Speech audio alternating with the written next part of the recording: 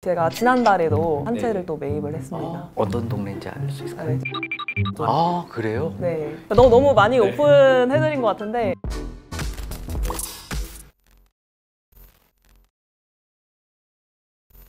안녕하세요. 지식이 되고 돈이 되는 시간 부동산 클래스 정재훈입니다. 자, 오늘은 20대부터 부동산 재테크를 하셔가지고 무려 30세에 30억 자산가가 되신 부자 되는 세상 공윤경님을 모셨습니다.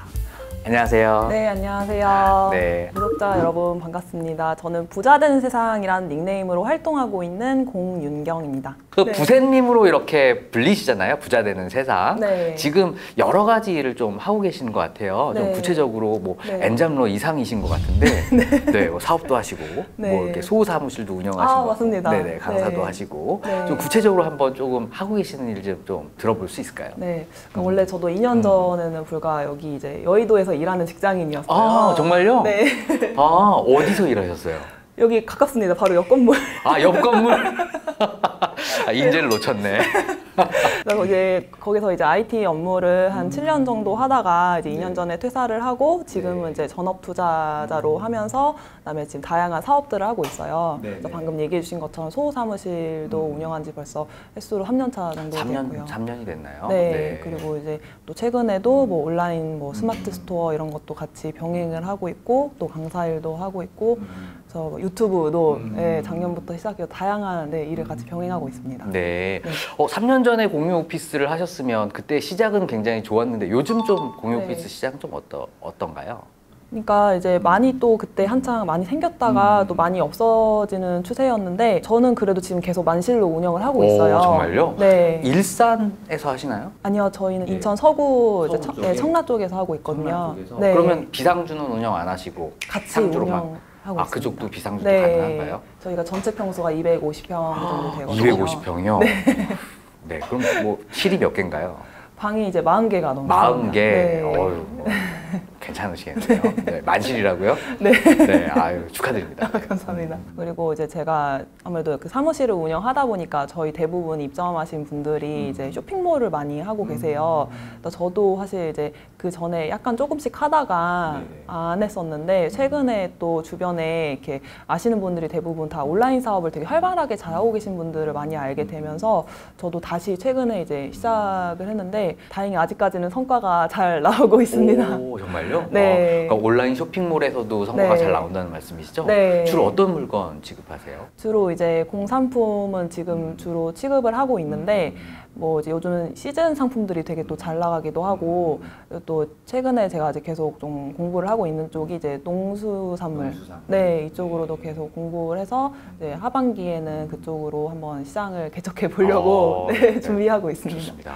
그러면 온라인 쇼핑몰을 운영하시는 거랑 소사무실을 운영하시는 거랑 어떤 게 좀 괜찮으세요? 아무래도 이제 소사무실 같은 경우 처음에는 제가 대부분 다 운영을 했었어요. 뭐 청소부터 계약 관리 이런 걸 다 했었는데 지금은 전부 다 위임을 한 상태라서 직원을 넣었다는 말씀이신가요? 네, 따로 출근을 하지 않아도 지금 사무실이 이제 잘 돌아가고 있습니다. 부럽네요. 네네. 그래서 이제 시간이 또 남잖아요. 그러다 보니까 이제 제가 좀 일을 잘 벌리는 스타일이라서 그래서 뭘 하면 좋을까 고민하다가 요즘에 쇼핑몰이 대세기도 하고 부동산 투자랑 쇼핑몰 이런 걸 같이 잘 하게 되면은 할 수 있는 것들이 되게 많아요. 세금적인 혜택 같은 것도 있고 제가 이제 그 청년 뭐 창업 그런 이제 세제 혜택도 받을 수 있는 대상이 되고 그러다 보니까 거기 플러스 이제 대출도 훨씬 더 다른 이제 기타 매출이 나오면서 잘 받을 수 있다 보니까 결국에는 이제 투자를 제가 좀 더 잘하고 싶어서 사업을 시작을 했는데 그래도 생각했던 것보다 재미도 있고 성과도 잘 나오고 있어서 같이 병행하는 게 훨씬 더 유리한 것 같습니다. 그러니까 이미 이제 직장인에서 사업가로 그리고 이제 투자가로 이미 성공을 하신 거죠? 네네. 제가 듣기로 요즘 또 되게 좋은 소식이 들리던데요? 네. 결혼하신다면서요? 네. 저희가 독점적으로 이제 말씀드리는 거거든요. 이거 외부 채널에서 이렇게 밝히는 건 처음인데 정말요? 이제 제 채널에서도 얘기 아직 안 했어요. 아이고, 야, 영광입니다. 네, 제가 이제 다음 달에 이제 결혼을 앞두고 있는데요. 횟수로 거의 한 9년 정도 만났어요. 네. 그러다 보니까 이제 가치관도 잘 맞고 앞으로 이제 제가 뭐 투자나 사업을 해나가는 데 있어서 제가 가지고 있는 장점 그리고 이제 그분이 가지고 있는 장점 같이 했을 때 훨씬 더 좋게 시너지가 난다는 생각도 있고 워낙 잘 해주고 그래서 이제 결혼을 열심히 하게 됐습니다. 미래 남편분은 거의 뭐 복을 받으신 것 같은데, 네, 하여간 뭐 축하드립니다. 하여간, 네. 제가 한번 최근에 보니까 검로프에 네네네 한번 그 매입을 하셨다고 들었어요. 네네. 네, 거기서 사시는 건가요? 아니요, 거기는 이제 다른 분이 입주를 하시고요. 이제 거기는 이제 저희가 분양권으로 이제 매입을 했어요. 마피로 매입했나요? 아니면 뭐 마피까지는 아니었고 한창 프리미엄이 막 올랐다가 이제 빠졌을 때 그때 매입을 해서 이제 다음 달에 입주를 하거든요. 최근에 이제 사전 점검을 갔다 왔는데 그게 이제 뭐 우리나라 최초로 뭐 리조트 아파트식으로 지었다고 많이 홍보를 하더라고요. 커뮤니티 시설이 어마무시하더라고요. 네. 네네. 관리비가 얼마나 나올지 모르겠지만 그래도 시설 자체만 봤을 때는 제가 그동안 이제 본 그 아파트 단지 중에서 가장 좋았습니다. 그러면 네. 신혼집은 어디에 차릴 예정이세요? 지금 이미 이제 집을 같이 합친 상태고요. 네.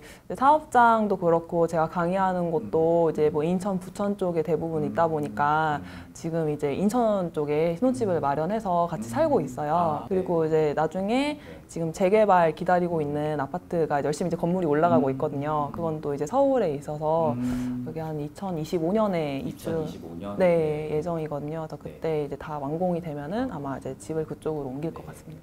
지역 어딘지 물어봐도 돼요? 지역은 저기 신림 쪽. 신림 쪽? 네, 신림 뉴타운? 네, 그쪽에 맞습니다. 투자하셨구나. 네, 요즘에 이제 분양한다고 계속 네네. 광고하더라고요. 네. 축하드립니다. 네. 자, 그러면 이제 본격적으로 해가지고요. 30살에 이미 30억 자산을 축적하셨다고 들었어요. 네. 그러면 부동산 재테크는 지금 몇 살부터 시작하신 건가요? 제가 이제 24살에 취업을 하고 25살에 1년 정도 종잣돈을 이제 2천만 원 정도 모아서 본격적으로 투자를 시작한 거는 26살부터입니다. 26살. 일찍 하셨네요.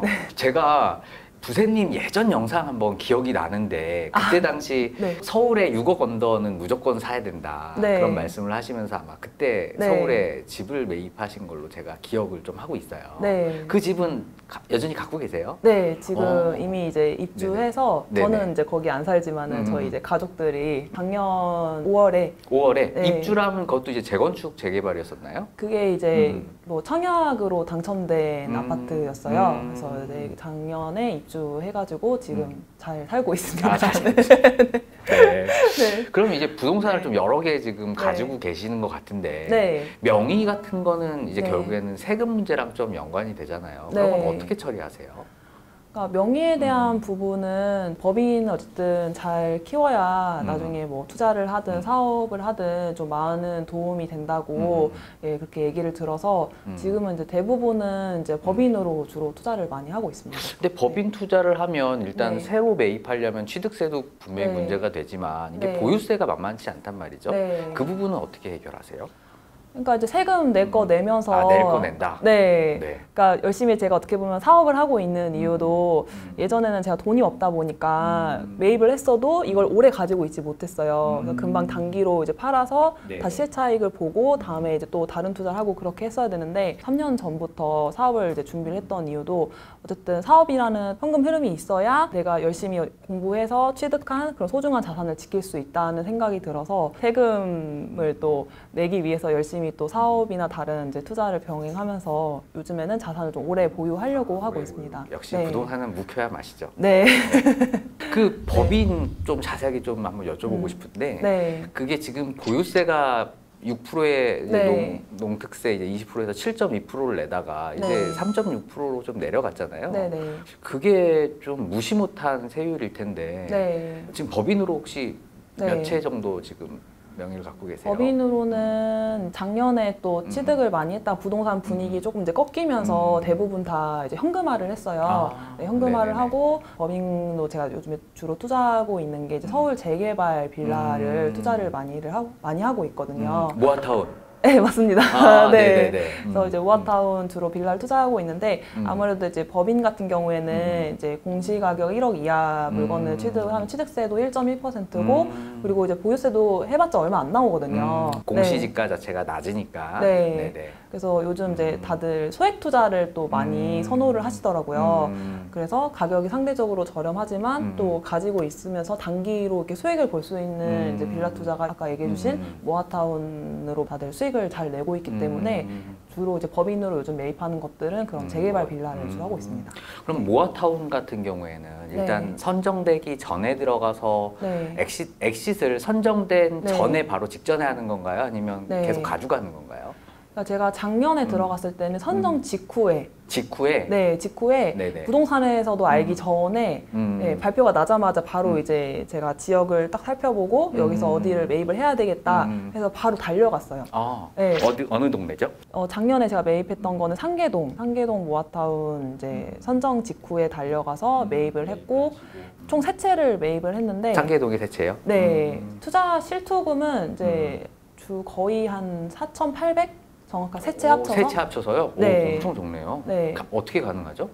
이제 원룸 물건이었는데 또 그 선정구역 안에 들어가 있었어요. 네네네. 그래서 가격대도 좀 저렴했고 그래서 상대적으로 가격이 저렴한 걸 또 공시가격 1억 이하 물건이었으니까 취득을 해서 한 3, 4개월 가지고 있다가 이제 모두 매도를 매도. 했는데 그게 한 시세 차익이 한 1억 5천 정도 합쳐서 났습니다. 어휴, 투자 잘하시네요.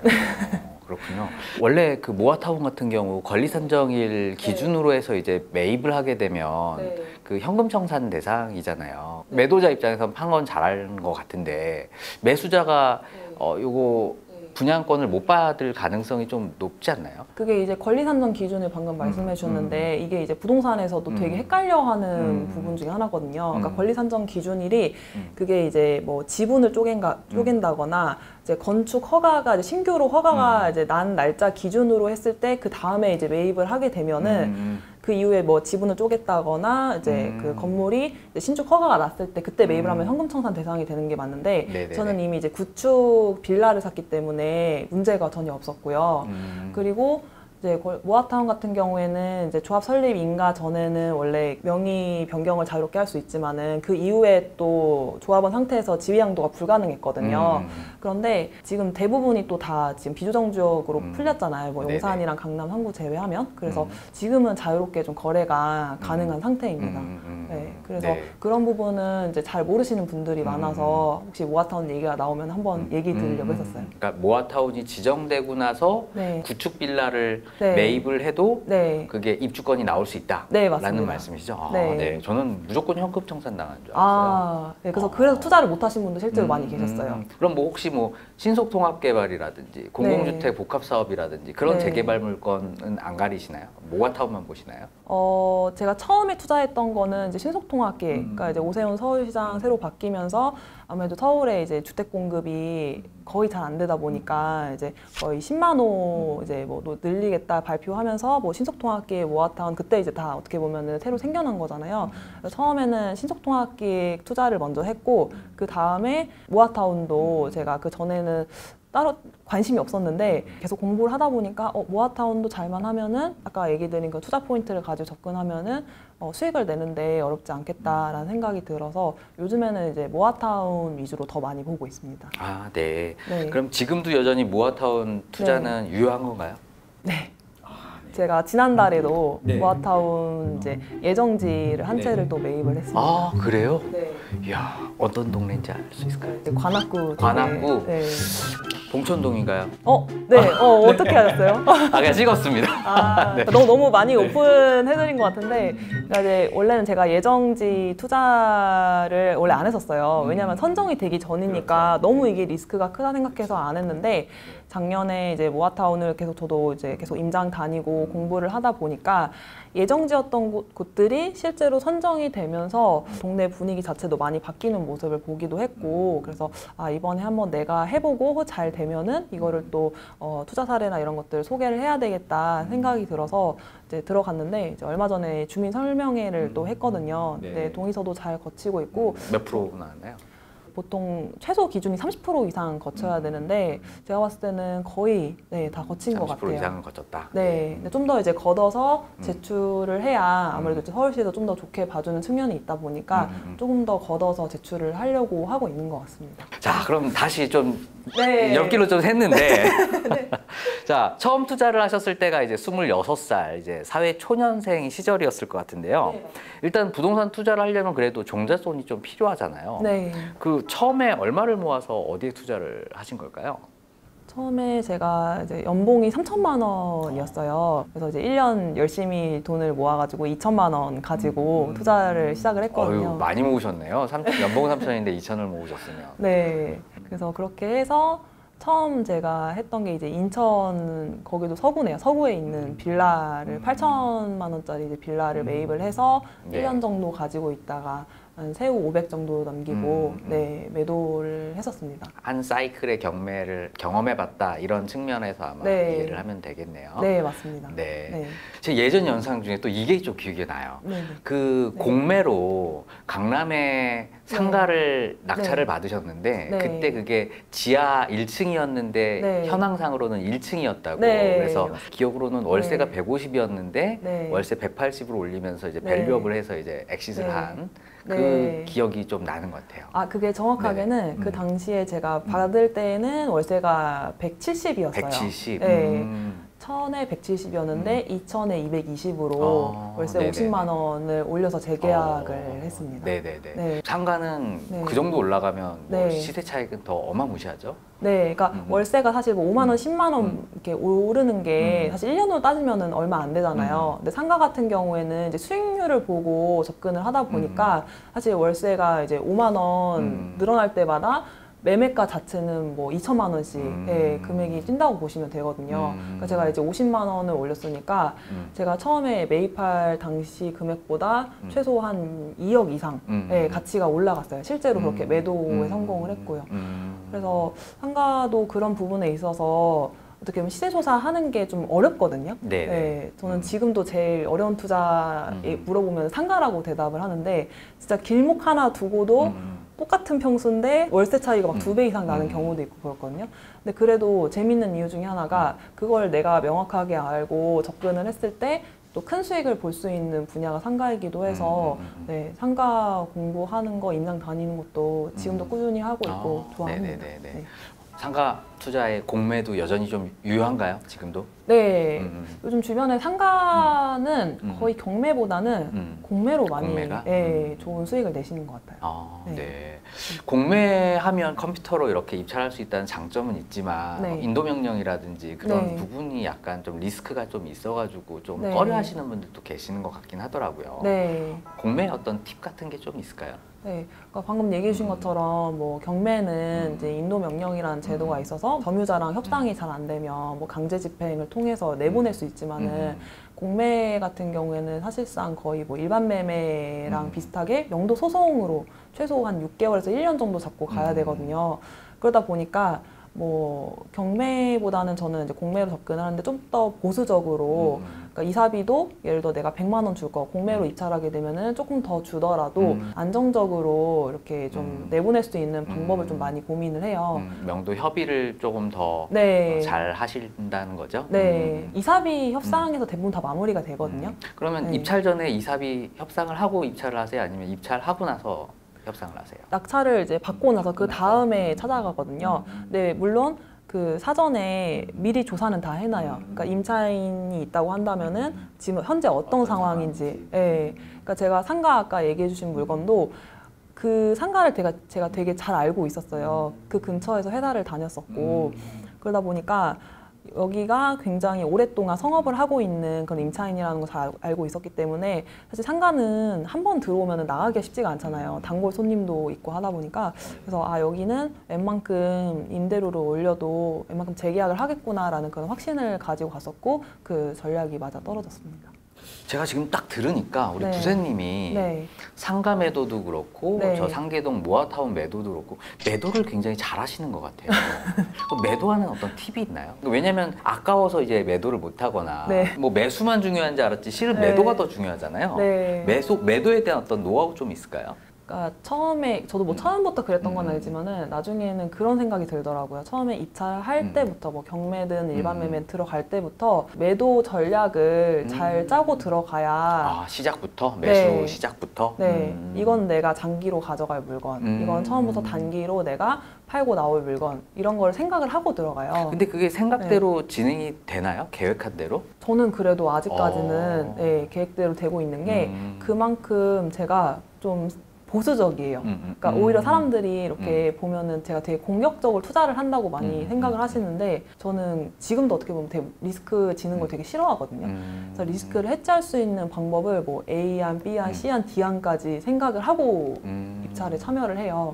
그렇게 해서 들어가야지만이 제가 원하는 이제 목표 수익률을 달성하고 이제 미련 없이 매도를 하는 거죠. 왜냐면 사람은 이제 가지고 있다 보면은 예를 들어 항상 상승장일 때 계속 시세가 올라가니까 그때 이제 어떻게 보면 팔아야 되는데 그거를 이제 미련을 못 버리고 가지고 있다가 매도 타이밍을 놓쳐서 오히려 더 그때 팔 수 있는 가격보다 훨씬 더 안 좋은 가격에 매도하시는 분을 되게 많이 봤거든요. 그래서 제가 항상 저도 그렇고 저희 수강생분들한테도 얘기 드리는 게 주식에서 보통 그 까치밥 이론이라고 하잖아요. 그러니까 내가 물건을 매입해서 팔 때 상대방의 수익까지 생각을 하고 매도를 하라고 항상 얘기를 하거든요. 물론 제가 조금 더 가져가서 더 큰 수익을 볼 수도 있지만 사는 사람 입장에서도 이게 손해를 안 봐야 그래야 그 물건을 매입을 할 거잖아요.